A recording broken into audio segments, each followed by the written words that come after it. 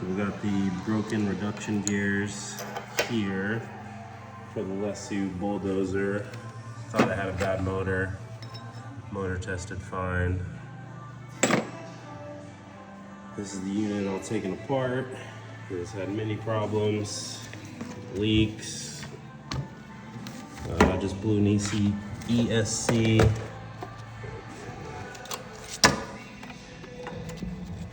It's all taken apart under there. Just been having problems. Now we got to get some parts ordered for it. And now this Lesu roller is acting up. This guy's not spinning, so I'm gonna dive into that, see what's going on here.